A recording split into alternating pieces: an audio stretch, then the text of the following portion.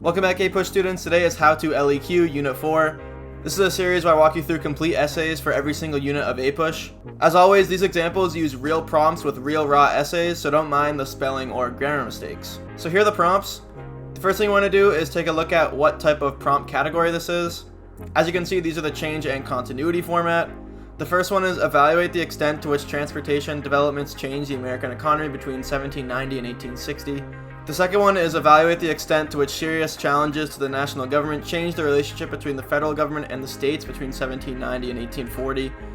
And the last one is evaluate the extent to which anti-slavery sentiment and action changed in the United States between 1790 and 1852. Be sure to include the roles of both enslaved and free African Americans in your evaluation. Now, I strongly encourage you to practice on, or at least think about, all three of these prompts, but for this essay we're going to be doing the third prompt. So let's get into the thesis. Again, we're going to be using evaluate the extent to which anti-slavery sentiment and action changed in both the United States between 1790 and 1852. Be sure to include the roles of both enslaved and free African Americans in your evaluation. So thinking about continuities first, between 1790 and 1852, I'm obviously knowing that there's a lot of racism that's continuing throughout that period. It's not really getting a lot better. It's not like the world suddenly changed. There wasn't a big progressive movement between those two time periods. So I'm going to be talking about, especially when it comes to free African Americans, how racism is still keeping them down. But then when I think about changes, I want to think about how the abolitionist movement and a lot of those moral movements really took hold in that time period and really expanded to have like more and more people to support them. Because I know that this is right before the Civil War when the abolitionist movement really starts to take hold in politics. So I'm definitely going to want to get into those moral movements and those abolitionist fighters, and I can use like people as examples for those movements. So here's a thesis I came up with. Although there were continuities in how enslaved people faced general racism and the government remained unwilling to pursue radical policy to change that, the changes in how both pro and anti-slavery sentiment became more prominent and radical in the social sphere is more important because it reflected the social and religious movements at the time and revealed the importance of such movements on making moral issues more divisive. So you can see in the thesis we did focus a lot on enslaved people, but that's because that's the easiest way to drive home that point because it's the most obvious example of racism, but then I can weave in the free African American problems in that essay as well. And then on my main point, my overarching theme is talking about a little bit of the power of the social, religious, and moral movements, connecting that to the divisiveness in the country and how those movements tend to make those issues more divisive and more prominent.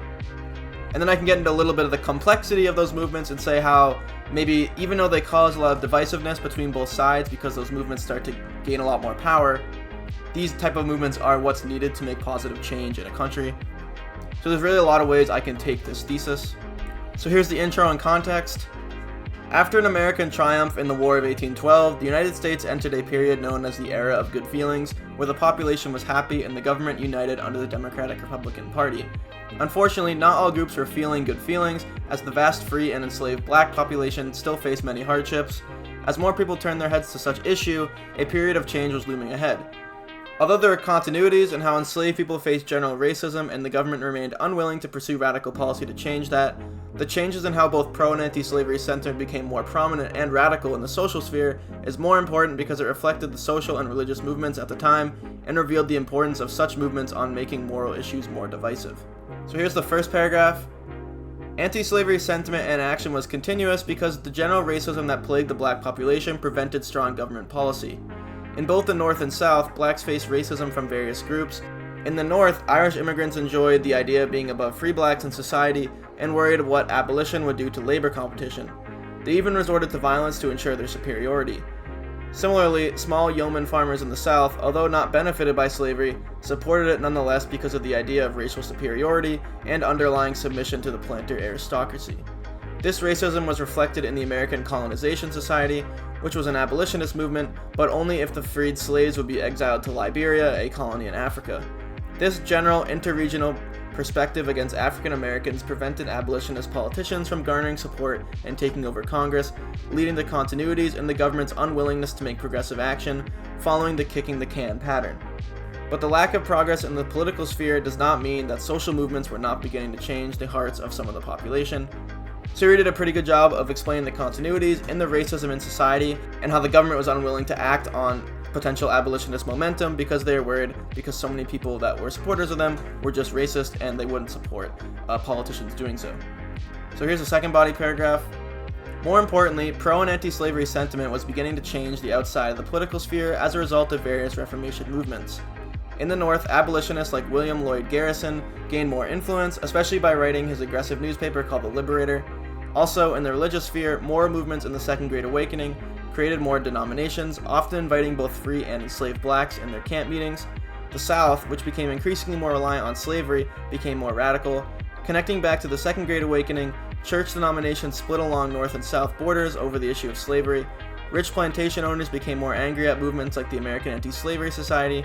Their worries encouraged Southern Democrats to pass the gag rule, barring any anti-slavery petitions to be discussed in government. This law officially put the polarization that slavery caused on the national government stage.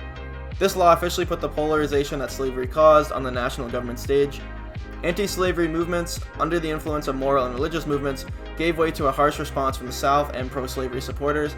Therefore, the changes in slavery sentiment and action mirroring the social and religious movement is more important because it reveals how these movements polarize each side, which push towards further conflict. So in this paragraph, we address the various moral and religious movements that supported abolition and expanded the abolitionist movement as a whole.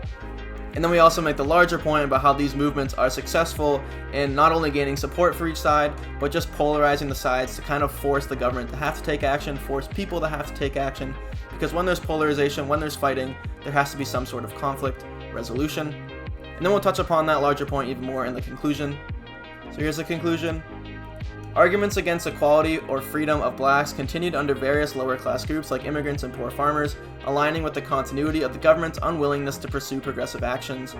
But the changes in the degree of polarization and anti-slavery and pro-slavery sentiment caused by various reform movements more importantly describes the issue of slavery in the antebellum period. Looking to the future, the effects of reform movements, specifically in the religious sphere, divided the North and South further. One can make the argument that the separation of church along regional boundaries is more important than the actual political separations because it revealed the deep-rooted moral divisions beyond the issue of slavery that separated the North and South, leading into the Civil War.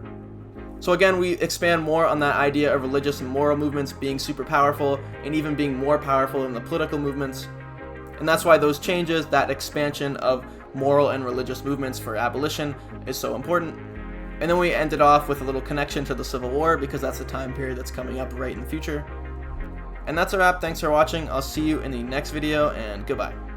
Yo, if you're super cool and awesome, you should follow my Twitter or X if you're that kind of person. It's at Clark4724. I post a lot of random stuff on there, but I also post channel updates and when my next videos are coming out. So if you're gonna keep watching my channel, then I recommend you follow, and thanks.